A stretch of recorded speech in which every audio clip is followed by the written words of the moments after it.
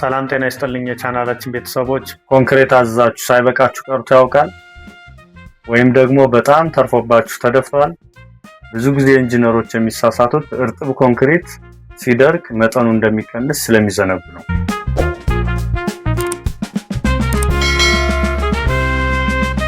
ዛሬ ኮንክሪት ስታዙ እንዳያንስባችሁ የምትጠቀሙባትን ቀላል መንገድ እነግራችኋለሁ።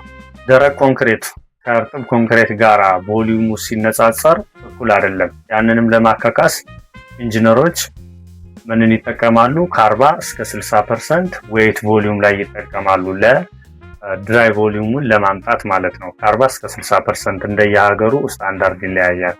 በእኛ ሀገር ብዙ ጊዜ የምንጠቀመው 54% ነው። 54% ዌይት ቮሊዩሙን ወይም እየተቦካ ያለውን ኮንክሪት ስናበዛው የደረቁን አሸዋ፣ ሲሚንቶ፣ ጠጠር የተጠቀምነውን ቮሊዩም ማምጣት እንችላለን ማለት ነው እንደማካካሻ። ስለዚህ 54%ን እንጠቀማለን ማለት ነው።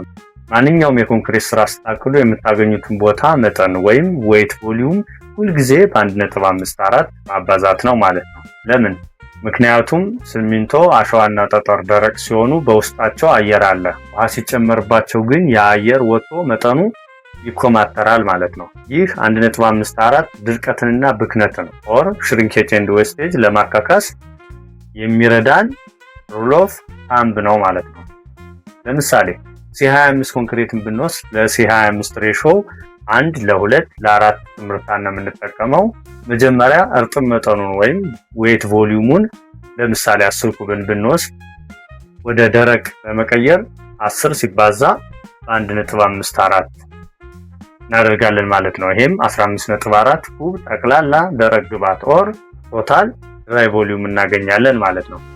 ከዚህ በኋላ ሲሚንቶውን፣ አሸዋውን እና ጠጠሩን ከዚህ ቁጥር ተነስተን በቀላሉ መገመት እንችላለን ማለት ነው።